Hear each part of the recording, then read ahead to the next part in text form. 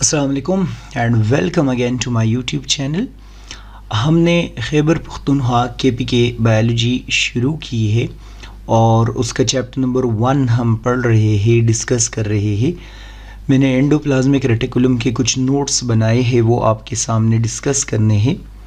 और इससे पहले मैंने साइटोप्लाज्म आप लोगों को समझाने की कोशिश की थी और इसके बाद हम और जो ऑर्गेनेल्स है वो डिस्कस करेंगे। एंडोप्लाज्मिक रेटिकुलम को अंडरस्टैंड करने से पहले आप लोगों को एक कंसेप्ट समझना होगा जिसको हम बोलते हैं एंडो मेम्ब्रेन सिस्टम। वैसे आप लोगों की बुक में ये लफ्ज़ नहीं डिस्कस किया और ना इस पे मैं कोई ज़्यादा डिटेल में डिस्कशन करूँगा, बस सिर्फ़ और सिर्फ आप लोगों ने इसमें एक आइडिया सुनना है तो एंडोप्लाज्मिक रेटिकुलम को समझने में या बाकी ऑर्गेनेल्स को समझने में आप लोगों को आसानी होगी। मैं यहाँ पर एक सेल ड्रा करने लगा हूँ। अगर आप लोग नोट कर ले तो ये मैं सेल मेम्ब्रेन ड्रा कर रहा हूँ। आप लोग देख ले, सेल मेम्ब्रेन एक मेम्ब्रेन है, पहला पॉइंट। अगर मैं यहाँ पर न्यूक्लियर मेम्ब्रेन ड्रा कर दूँ तो आप लोग देख ले, न्यूक्लियर मेम्ब्रेन भी एक मेम्ब्रेन है। यहाँ पर मैं अगर इनकेस एंडोप्लाज्मिक रेटिकुलम आप लोगों के सामने ड्रा कर लूँ तो एंडोप्लाज्मिक रेटिकुलम का भी एक मेम्ब्रेन होता है। गोल्जी कॉम्प्लेक्स अगर मैं ड्रा कर लूँ तो इसका अपना एक मेम्ब्रेन होता है। लाइसोसोम अगर मैं ड्रा कर दूँ, वैक्यूल अगर मैं ड्रा कर दूँ तो इसका अपना एक मेम्ब्रेन होता है। याद रखेंगे आप लोग कि ये जो जितने भी ऑर्गेनेलीज मैंने ड्रा कर दिए हैं इन तमाम के मेम्ब्रेन्स है और ये मेम्ब्रेन किसी न किसी तरीके से एक दूसरे के साथ रिलेटेड है, कनेक्टेड है। या तो आप बोल सकते हैं कि डायरेक्टली कनेक्टेड है, जिस तरह आप लोग न्यूक्लियर मेम्ब्रेन को देख रहे हैं वो एंडोप्लाज्मिक रेटिकुलम के साथ कनेक्टेड है।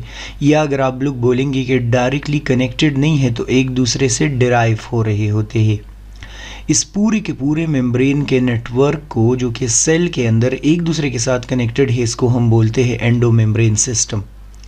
इसी एंडो मेम्ब्रेन सिस्टम का आप लोग बोलेंगे एंडोप्लाज्मिक रेटिकुलम बी हिस्सा होता है। इम्पॉर्टेंट पॉइंट बताने लगा हूँ। आप लोग सोच रहे होंगे कि मैंने यहाँ पर माइटोकॉन्ड्रिया और क्लोरोप्लास्ट वगैरह की बात क्यों नहीं की। याद रखना है आप लोगों ने कि माइटोकॉन्ड्रिया और क्लोरोप्लास्ट एंडो मेम्ब्रेन सिस्टम का हिस्सा नहीं होते। उनके जो मेम्ब्रेन्स होते हैं एंडोप्लाज्मिक रेटिकुलम के माइटोकॉन्ड्रिया और क्लोरोप्लास्ट के, उसके मेम्ब्रेन इस एंडो मेम्ब्रेन सिस्टम से डिराइव नहीं होते, उसके बनने का तरीका अलग होता है।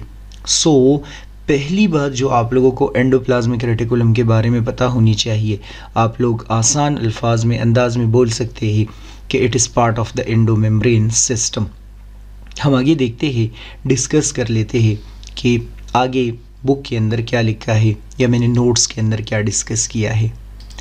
पहला पॉइंट मैंने लिखा है कि the word endoplasmic reticulum means with in the cytoplasm and reticulum is Latin for little network. Endoplasmic का मतलब होता है inside the cytoplasm, endoplasmic with in the cytoplasm, cytoplasm के अंदर। और रेटिकुलस का मतलब होता है, रेटिकुलम का मतलब होता है नेट लाइक स्ट्रक्चर। तो जब आप लोग एंडोप्लाज्मिक रेटिकुलम को साइटोप्लाज्म के अंदर या सेल के अंदर देखेंगे तो आप लोग अभी डिटेल में डिस्कस कर लेंगे कि ये पूरे का पूरा नेटवर्क ऑफ इंटरकनेक्टेड चैनल्स होता है, एक नेट लाइक स्ट्रक्चर होता है जो पूरे के पूरे सेल के अंदर क्या होता है, डिस्ट्रीब्यूट हो गया होता है। चूँकि साइटोप्लाज्म के अंदर एक नेट लाइक स्ट्रक्चर है, इस वजह से हम इसको एंडोप्लाज्मिक रेटिकुलम बोलते हैं। दूसरा पॉइंट मैंने नोट किया है कि it is an extensive network of membrane that it accounts for more than half of the total membrane in many eukaryotic cell. ये सिर्फ और सिर्फ आपको बता रहे हैं कि एंडोप्लाज्मिक रेटिकुलम का जो मेम्ब्रेन है उसने सेल के अंदर बहुत ही ज़्यादा स्पेस ऑक्युपाई किया होता है।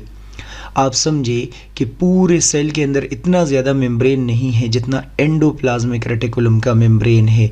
More than half of the cell membrane जो है, more than half of the membrane in cell ये एंडोप्लाज्मिक रेटिकुलम है। अगर ये पॉइंट मैं यहाँ से डिलीट करना चाहूँ तो कुछ अंदाज में मैं क्या बोल सकता हूँ, मैं बोल सकता हूँ कि ये लार्जेस्ट ऑर्गेनेल है। लार्जेस्ट ऑर्गेनेल इस वजह से है क्योंकि आप लोग देख ले इतना सारा स्पेस जो ऑक्युपाई किया है, इतना सारा जो इसका मेम्ब्रेन है, ऑर्गेनेल तो वैसे भी है लेकिन स्पेस ज़्यादा ऑक्युपाई कर दिया है, तो मैं बोलूँगा ये लार्जेस्ट ऑर्गेनेल होता है। नेक्स्ट पॉइंट आप लोग याद रखेंगे कि सिर्फ और सिर्फ ये यूकैरियोटिक सेल्स के अंदर होता है। प्रोकैरियोटिक सेल्स में आप सबको पता है कोई एंडोप्लाज्मिक रेटिकुलम नहीं पाया जाता। ये आगे जाके हर दफ़ा मैंने यही बोलना है कि प्रोकैरियोटिक सेल्स के अंदर कोई भी ऑर्गेनेली नहीं पाए जाते। नेक्स्ट पॉइंट मैंने नोट किया है कि it is a network of interconnected channels. जब हम इसको माइक्रोस्कोप के अंदर देखते हैं तो ये हमें कैसे नज़र आएगा।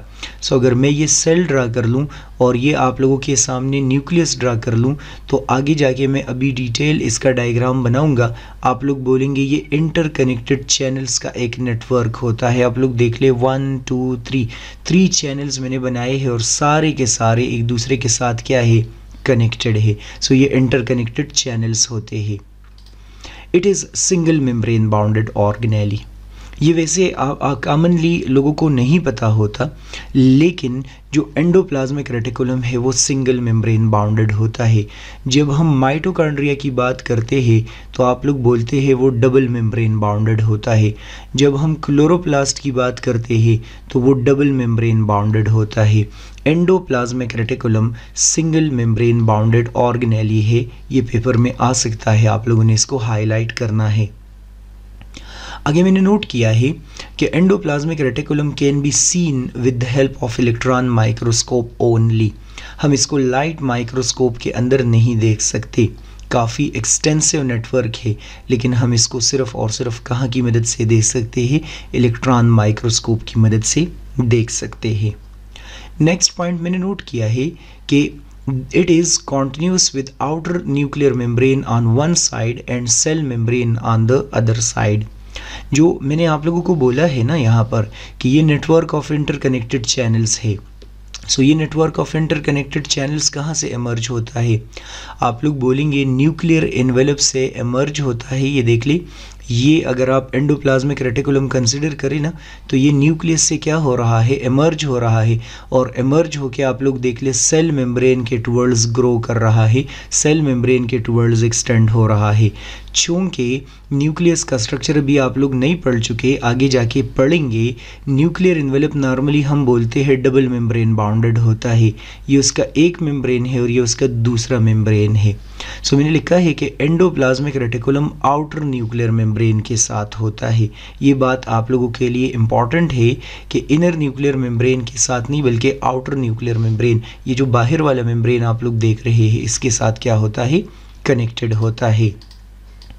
आगे मैंने नोट किया है यहाँ पर इन नोट्स के अंदर, they are most abundant in liver, testis and ovaries. वैसे एंडोप्लाज्मिक रेटिकुलम तो आप बोल सकते हैं कि तमाम यूकैरियोटिक सेल्स के अंदर है, लेकिन अभी मैं आप लोगों को आइडिया दूंगा। Specially smooth endoplasmic reticulum liver cells में, टेस्टिस में और ओवरीज में ज़्यादा नंबर में पाया जाता है, ज़्यादा अमाउंट में पाया जाता है, क्योंकि वहाँ पर उसका रोल रिलेटेड होता है। आगे मैंने नोट किया है कि appearance of endoplasmic reticulum is different and different cells. Although मैंने ये तो बोला है कि इंटरकनेक्टेड चैनल्स है, लेकिन ज़रूरी नहीं है कि ये चैनल्स हमेशा ऐसे एलोंगेटेड हो। मैं जब आप लोगों को एंड पे डायग्राम दिखाऊंगा अभी इसका, सो आप लोग देखेंगे कि ये एलोंगेटेड भी हो सकते हैं और इसका अपीयरेंस ऐसे ट्यूबुलर फॉर्म में भी हो सकता है, छोटे छोटे ट्यूब के फॉर्म में भी हो सकता है, या छोटे छोटे वेसिकल्स के फॉर्म में भी हो सकता है। मैंने लिखा भी है कि दे अपीयर ईदर ट्यूबुलर और स्फेरिकल इन माइक्रोस्कोप्स। माइक्रोस्कोप के अंदर आप लोग बोलेंगे कि ये ट्यूब के फॉर्म में नज़र आ रहे हैं या ये स्फेरिकल के फॉर्म में नज़र आ रहे हैं। हाँ, अगर ट्यूबुलर फॉर्म में नज़र आ रहे हो, मतलब कि चैनल्स के फॉर्म में नज़र आ रहे हो, तो these channels you need to remember they are called cisternae. इसको हम क्या बोलते हैं, सिस्टर्नी, हम इसको नाम देते हैं। सो सिस्टर्नी लफ्ज़ आप लोग यहाँ एंडोप्लाज्मिक रेटिकुलम के साथ एसोसिएट करेंगे। आगे जाके हम गोल्जी कम्प्लेक्स में भी ये लफ्ज़ यूज़ करेंगे। एंडोप्लाज्मिक रेटिकुलम याद रखना है आप लोगों ने कि जब हम सेल के अंदर देखते हैं तो ये हमें 2 डिफरेंट फॉर्म्स में नज़र आ रहा होता है। दो डिफरेंट फॉर्म्स होते हैं, दो अलग अलग फॉर्म्स इसके कंसिडर किए जाते हैं। इसमें से जो एक फॉर्म होता है उसको हम बोलते हैं स्मूथ एंडोप्लाज्मिक रेटिकुलम और दूसरे को हम बोलते हैं रफ एंडोप्लाज्मिक रेटिकुलम। ये असल में दो फॉर्म्स इस वजह से है क्योंकि इन दोनों का अपीयरेंस अलग अलग होता है। स्मूथ एंडोप्लाज्मिक रेटिकुलम आप लोग बोलेंगे कि ये न्यूक्लियर एनवेलप से अवे होता है। अगर मैं ये वाला एंडोप्लाज्मिक रेटिकुलम कंसिडर कर लूँ तो आप लोग बोलेंगे कि इसका जो अवे पार्ट है ये स्मूथ एंडोप्लाज्मिक रेटिकुलम है ये, और इसका जो न्यूक्लियस के करीब है ये रफ एंडोप्लाज्मिक रेटिकुलम होगा। मैंने आगे नोट किया है कि इसको स्मूथ एंडोप्लाज्मिक रेटिकुलम इस वजह से बोलते हैं क्योंकि ये हमें माइक्रोस्कोप में स्मूथ नज़र आता है, और स्मूथ इस वजह से नज़र आता है क्योंकि इसके ऊपर राइबोसोम्स नहीं होते, इसके ऊपर राइबोसोम्स अटैच नहीं होते, तभी हम इसको स्मूथ एंडोप्लाज्मिक रेटिकुलम बोलते हैं। इसके बहुत सारे काम हैं जो कि अभी हमने पढ़ने हैं। जो रफ एंडोप्लाज्मिक रेटिकुलम है ये न्यूक्लियर मेम्ब्रेन के टुवर्ड्स होता है, जो कि मैं डायग्राम में लास्ट में दिखाऊंगा आप लोगों को। ये इस वजह से इसको रफ बोलते हैं क्योंकि इसके ऊपर राइबोसोम्स अटैच होते हैं, तो राइबोसोम्स छोटे छोटे ग्रेन्स है, तो इसका अपीयरेंस हमें रफ नज़र आ रहा होता है। इसका भी एक स्पेसिफिक फंक्शन है सेल के अंदर है बहुत सारे, जो कि हम डिस्कस कर लेंगे। जो स्मूथ एंडोप्लाज्मिक रेटिकुलम का फंक्शन आप लोगों की बुक में डिस्कस किया है, सबसे पहला it provide mechanical support to the cell. Cell के अंदर चूंकि एंडोप्लाज्मिक रेटिकुलम एक पूरे का पूरा नेट लाइक स्ट्रक्चर डिस्ट्रीब्यूट हो गया होगा, सो आप लोग बोलेंगे कि सेल के अंदर एक नेटवर्क डिस्ट्रीब्यूट है, और ये नेटवर्क क्या कर रहा है, ये मैकेनिकल सपोर्ट प्रोवाइड कर रहा होता है। पहली बात, it is also involve in metabolism of carbohydrates. आप लोग डिस्कस करेंगे कि एंडोप्लाज्मिक रेटिकुलम के अंदर सर्टन एंजाइम्स होते हैं जो कि ब्रेक डाउन या सिंथेसिस ऑफ कार्बोहाइड्रेट्स में इन्वॉल्व होते हैं। मेटाबॉलिज्म ऑफ कार्बोहाइड्रेट्स का मतलब कि इसमें एंजाइम्स होते हैं जो कि ब्रेक डाउन और सिंथेसिस ऑफ कार्बोहाइड्रेट्स कर रहे होते हैं। It is also involve in detoxification of drugs in liver. मैंने बोला ना थोड़ी देर पहले कि लिवर के अंदर स्मूथ एंडोप्लाज्मिक रेटिकुलम ज़्यादा होगा। क्यों ज़्यादा होगा? क्योंकि वहाँ पर ये डिटॉक्सिफिकेशन कर रहा होता है। डिटॉक्सिफिकेशन का मतलब होता है टॉक्सिक मटेरियल को रिमूव कर रहा होता है। हम जो मेडिसिन वगैरह खाते हैं या ड्रग्स वगैरह जो हम ले रहे होते हैं, सो आप लोग बोलेंगे कि ये इसके अंदर टॉक्सिक सब्सटेंसेस है, ये हमें नुकसान पहुंचाते हैं, सो उनको नॉन टॉक्सिक में कन्वर्ट किया जाता है। बाद में आप लोग डिस्कस करेंगे कि एंडोप्लाज्मिक रेटिकुलम इन ड्रग्स के साथ OH ग्रुप अटैच कर रहा होता है, और उस OH ग्रुप की मदद से वो जल्दी वाटर के अंदर डिज़ोल्व हो जाते हैं, और जब डिज़ोल्व हो जाते हैं तो बॉडी से रिमूव हो जाएंगे। तो आप बोले कि ड्रग्स को मॉडिफाई करता है असल में, ताकि वो नुकसान हमें ना पहुंचाए। The smooth endoplasmic reticulum, you need to remember, is also involved in lipid metabolism. Lipid metabolism का मतलब होता है synthesis of lipids। यहाँ पर लिपिड्स जो यहाँ पर बनते हैं मोस्ट इम्पॉर्टेंट है, इसके ऊपर आप लोगों ने स्टार लगाना है। Smooth endoplasmic reticulum steroid hormones बनाता है। स्टीरॉयड हार्मोन्स में कौन कौन से होते हैं? टेस्टोस्टेरोन हार्मोन, तभी मैंने बोला टेस्टिस के अंदर स्मूथ एंडोप्लाज्मिक रेटिकुलम ज़्यादा होता है। एस्ट्रोजन हार्मोन फीमेल में बनता है। प्रोजेस्टेरोन हार्मोन फीमेल में बनता है। ये एल्डोस्टेरोन एड्रीनल ग्लैंड में जो हार्मोन बनता है, ये सारे हार्मोन स्टीरॉयड इन नेचर है, और ये कहाँ बनते हैं? स्मूथ एंडोप्लाज्मिक रेटिकुलम के अंदर बनते हैं। इसके अंदर कुछ एंजाइम्स होते हैं। आगे मैंने नोट किया है कि एंडोप्लाज्मिक रेटिकुलम के अंदर जाहिर सी बात है उसके अंदर कैविटी पाई जाती है, तो वो ट्रांसपोर्ट ऑफ सब्सटेंसेस में भी इन्वॉल्व होता है। जब मैं भी डायग्राम बनाऊंगा तो ट्रांसपोर्ट ऑफ सब्सटेंसेस आप लोग खुद देख लेंगे। हाँ, ये पॉइंट अक्सर लोग मिस करते हैं, बहुत इम्पॉर्टेंट है कि स्मूथ एंडोप्लाज्मिक रेटिकुलम का रोल होता है ट्रांसमिशन ऑफ नर्व इम्पल्स में भी। अगर इनकी इस पेपर में आ जाए कि न्यूरॉन्स के अंदर कौन सा मोस्ट अबंडेंट होता है, तो स्मूथ एंडोप्लाज्मिक रेटिकुलम अबंडेंट होता है। नर्व इम्पल्स का मतलब वो मैसेज जो न्यूरॉन के अंदर ट्रेवल कर रहा होता है, इसमें स्मूथ एंडोप्लाज्मिक रेटिकुलम का रोल है। आगे मैंने नोट किया है यहाँ पर रफ एंडोप्लाज्मिक रेटिकुलम के function. So rough endoplasmic reticulum is involve in protein synthesis. ये बहुत ज़रूरी बात है। रफ एंडोप्लाज्मिक रेटिकुलम के ऊपर असल में राइबोसोम्स होते हैं। सो राइबोसोम्स की वजह से इसका जो फंक्शन होता है वो क्या है, वो होता है protein synthesis.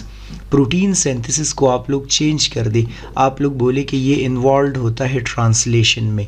Translation protein synthesis का एक स्टेप होता है, ये रफ एंडोप्लाज्मिक रेटिकुलम का फंक्शन है। और साथ में मैंने लिखा है कि सिर्फ ये smooth endoplasmic reticulum mechanical support नहीं प्रोवाइड करता, रफ एंडोप्लाज्मिक रेटिकुलम भी मैकेनिकल सपोर्ट प्रोवाइड करता है। ठीक है, आप बोल सकते हैं कि समहाउ स्केलेटन के तौर पर एक्ट कर रहा है।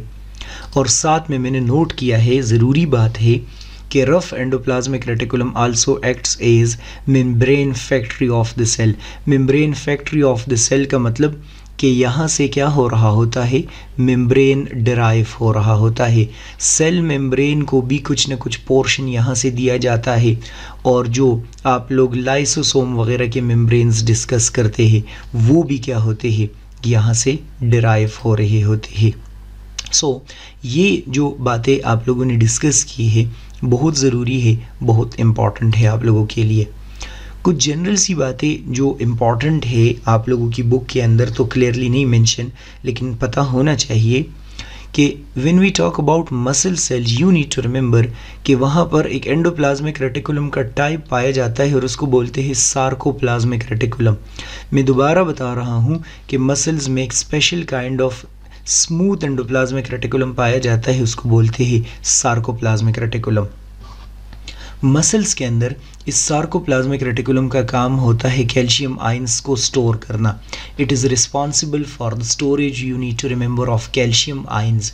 ये मसल्स के अंदर कैल्शियम आयंस स्टोर करता है। जिन्होंने सेकेंड ईयर में पढ़ा हो, अगर आप एंट्री टेस्ट की तैयारी कर रहे हैं तो वहाँ पर आपने पढ़ा है कि कैल्शियम आयंस का रोल होता है किस चीज़ में, ट्रांसपोर्ट कैल्शियम के स्टोरेज में, और जो कंट्रैक्शन ऑफ मसल्स है उसमें। नेक्स्ट पॉइंट मैंने लिखा है कि in cells that carry out extensive lipid synthesis such as those in testis, intestine and brain, smooth endoplasmic reticulum is particularly abundant. ये सिर्फ आपको एक जनरल आइडिया दे रहे हैं, जो मैंने थोड़ी देर पहले भी बोला था कि टेस्टिस ओवरी में स्मूथ एंडोप्लाज्मिक रेटिकुलम ज़्यादा होता है, यहाँ मैंने बोला इंटेस्टाइन और ब्रेन में भी ज़्यादा होता है। ये आप लोगों को डायग्राम नज़र आ रहा है। अगर आप लोग इस डायग्राम को देखेंगे सो यहाँ पर मैं क्या बना देता हूँ, सपोज करते हैं फॉर वाइल ये न्यूक्लियस कंसिडर कर ले आप लोग, या न्यूक्लियर मेम्ब्रेन आप लोग इसको कंसिडर कर ले। न्यूक्लियर मेम्ब्रेन के करीब क्या पाया जा रहा है ये देख ले। ये आप लोगों को नज़र आ रहा है एक्सटेंसिव मेम्ब्रेन है। ये जो एक्सटेंसिव मेम्ब्रेन आप लोग देख रहे हैं ये रफ एंडोप्लाज्मिक रेटिकुलम है। इसको रफ इस वजह से बोलते हैं क्योंकि इसके ऊपर आप लोग देख ले राइबोसोम्स अटैच है। अगर मैं इस वाले पोर्शन को न्यूक्लियस कंसिडर कर लूँ तो आप लोग देख ले कि रफ एंडोप्लाज्मिक रेटिकुलम न्यूक्लियस के करीब है। और अगर आप लोग ये वाला पोर्शन देखते हैं, ये वाला पार्ट देखते हैं, तो ये स्मूथ एंडोप्लाज्मिक रेटिकुलम है। अपीयरेंस इसका थोड़ा सा डिफरेंट है, तभी मैंने बोला कि ये ट्यूबुलर फॉर्म में भी, सिस्टर्नी के फॉर्म में भी होता है। ये आपको सिस्टर्नी नज़र आ रहा है, और ये आप लोगों ने डिस्कस किया स्फेरिकल फॉर्म में भी इसका अपीयरेंस हो सकता है। अपीयरेंस इसका डिफरेंट होगा। ठीक है, अगर इन केस आप बोर्ड एग्ज़ाम की तैयारी कर रहे हैं तो फिर आप लोग इसका ये डायग्राम बना सकते हैं। ये देखो, यहाँ पर आपने बनाना है एक सेल, और इस सेल के अंदर मैं आप लोगों के सामने बना देता हूँ ये एक न्यूक्लियस। न्यूक्लियस अभी तक आप लोगों ने पढ़ा नहीं है, लेकिन जब मैं आप लोगों को समझाऊंगा तो मैं बोलूँगा कि न्यूक्लियस एक डबल मेम्ब्रेन बाउंडेड स्ट्रक्चर होता है। ये आप लोगों को न्यूक्लियस क्या नज़र आ रहा है, डबल मेम्ब्रेन बाउंडेड स्ट्रक्चर नज़र आ रहा है। अब बोलेंगे कि कट्स क्यों लगा रहे हैं, क्योंकि जब हम न्यूक्लियस का स्ट्रक्चर पढ़ेंगे तो आप लोग बोलेंगे कि यहाँ पर न्यूक्लियर पोर्स पाए जाते हैं, ये वाले न्यूक्लियर पोर्स है। फिर आप लोग यहाँ पर देखेंगे तो मैं यहाँ क्या कर रहा हूँ, ये देख ले, एक नेटवर्क ऑफ इंटरकनेक्टेड चैनल्स बना रहा हूँ। ये एक में बना रहा हूँ, यहाँ पर इंटरकनेक्टेड चैनल में दूसरा बना रहा हूँ, ये इंटरकनेक्टेड चैनल में तीसरा बना रहा हूँ, ये इंटरकनेक्टेड चैनल में फोर्थ बना रहा हूँ, ये इंटरकनेक्टेड चैनल ऐसे एक्सटेंड हो रहे हैं। अगर मैं न्यूक्लियस के करीब बनाऊंगा तो इसके ऊपर आप लोग देख लीजिए राइबोसोम्स अटैच्ड होते हैं, राइबोसोम्स कनेक्टेड होते हैं। ये क्या बन गया, ये बन गया रफ एंडोप्लाज्मिक रेटिकुलम। ये जो अवे होता है ये स्मूथ एंडोप्लाज्मिक रेटिकुलम है। एक एक पार्ट को हम क्या नाम देते हैं, एक एक पार्ट को हम बोलते हैं सिस्टर्नी। और इन सिस्टर्नी के अंदर आप लोग देखेंगे खाली कैविटी है ना, स्पेस है, इसको हम बोलते हैं ल्यूमन। ल्यूमन खाली कैविटी को बोलते हैं। इस ल्यूमन के अंदर चीज़ें एक जगह से दूसरी जगह क्या हो रही होती है, ट्रांसपोर्ट हो रही होती है। अगर आप लोग ये नेटवर्क इस सेल के अंदर बनाएंगे तो आपको खुद आइडिया हो जाएगा कि ये क्या है, पूरे सेल में डिस्ट्रीब्यूट हो गया है। इम्पॉर्टेंट पॉइंट अगर आप लोग नोट करेंगे तो ये आउटर न्यूक्लियर मेम्ब्रेन है बाहर की तरफ जो आपको नज़र आ रहा है, और इस बाहर वाले मेम्ब्रेन के साथ मैंने क्या ऐड किया है, एंडोप्लाज्मिक रेटिकुलम ऐड कर दिया है। मेरे ख्याल में कि समराइज़ करने की ज़रूरत नहीं है, आसान है, सिंपल सा है। कन्फ्यूजन है तो आप लोग क्वेश्चन पूछ सकते हैं। बाकी लाइक सब्सक्राइब शेयर ज़रूर कर ले, और अगर KPK बुक की ऑनलाइन क्लासेस आप लोगों ने मेरे साथ लेनी है तो आप लोग ले सकते हैं। नेक्स्ट वीडियो लेक्चर आप लोग देखेंगे। गुड बाय, अल्लाह हाफिज़।